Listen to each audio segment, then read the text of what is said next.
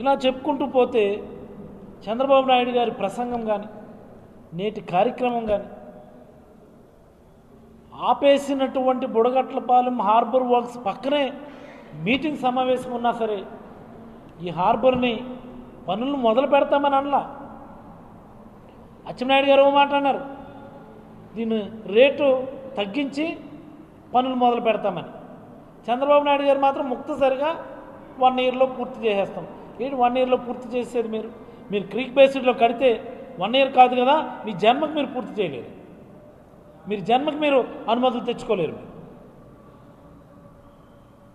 Ongoing వర్క్స్ని ఆపేసి, అన్ని అనుమతులు ఉన్నటువంటి ఆన్గోయింగ్ వర్క్స్ని ఆపేసి మీరు కొత్తగా మళ్ళీ మీరు సిఆర్జెడ్, ఫారెస్ట్, ఎన్విరాన్మెంటల్ క్లియరెన్స్, కేంద్ర ప్రభుత్వ అనుమతుల కోసం వెంపర్లాడతారా? ఇదేం పద్ధతి?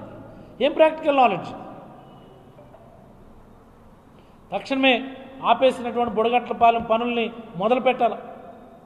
ఏదైతే నువ్వులరేవు మంచిలపేట దగ్గర హార్బర్ ప్రపోజల్ పెట్టినామో, జియో ట్యూబింగ్ విధానం, అచ్చెన్నాయుడు గారు నా దగ్గర అన్ని లెటర్స్ ఆఫ్ కమ్యూనికేషన్స్ ఉన్నాయి కేంద్ర ప్రభుత్వంతో, ఎవ్రీ కమ్యూనికేషన్ నా దగ్గర ఉంది. మీ అబ్బాయి కేంద్ర మంత్రిగా ఉన్నాడు, తక్షణమే మాట్లాడించి మంజూరు చేయించండి. మీరు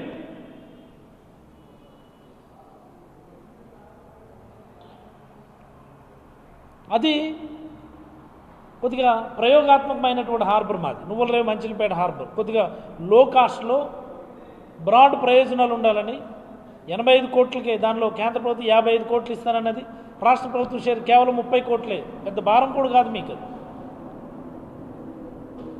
తెచ్చుకోండి, మీరు పెండింగ్ ఉంది గవర్నమెంట్ ఆఫ్ ఇండియా దగ్గర.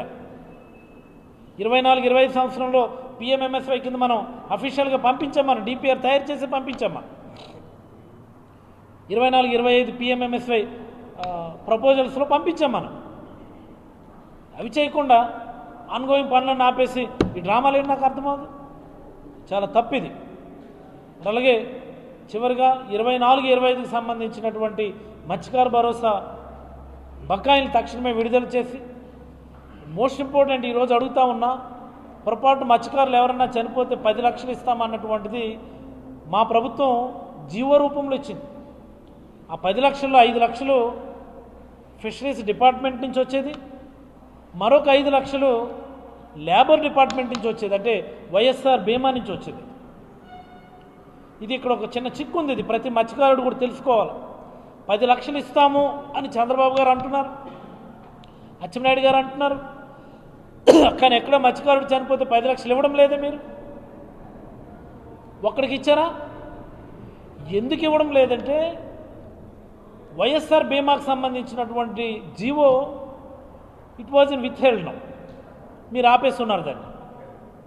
మీరు కొత్తగా బీమాకు సంబంధించి ఎలాంటి జీవో కూడా మీరు ఇవ్వలేదు. మీరు ఫిషరీస్ డిపార్ట్మెంట్ నుంచి ఇవ్వాల్సినటువంటి 5 లక్షలు, ఇవ్వాల్సినటువంటి 5 లక్షలకు సంబంధించినటువంటి జీవో అయితే లైవ్లో ఉంది.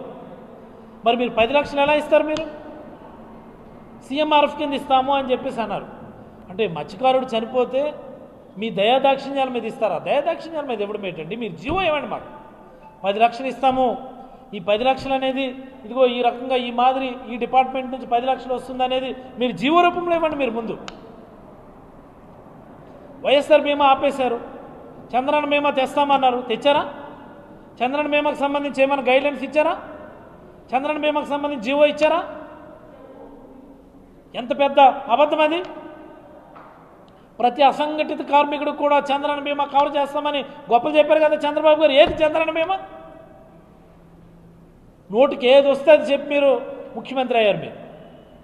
మీకు తెలుసు ఆ రోజు చేతకాని హామీలు ఇస్తున్నాం, అలవి కానీ అమలు కానీ హామీలు ఇస్తున్నామని మీకు తెలుసు. మీకు అన్నీ అబద్ధాలే. 14 లక్షల అప్పుల, 10 లక్షల అప్పుల. ఏది మరేం అసెంబ్లీలో మీరు 5.3 లక్షల కోట్లని చూపించారు. మీరు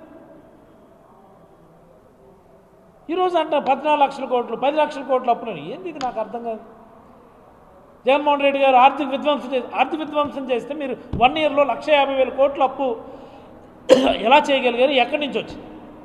ఈ రాష్ట్రానికి ఆ క్యాపబిలిటీ ఉండేట్టుగా జగన్మోహన్ రెడ్డి గారు చేశారు కాబట్టి మీకు పరిపాలన చేతకాక 1,50,000 కోట్లు మీరు అప్పు తెచ్చారు. మీరు ఎవరి మీద బురద చల్లుతారు? మీరు ఈరోజు ప్రజలందరికీ అర్థమవుతున్నాయి, మేధావులందరూ కూడా గమనిస్తున్నారు.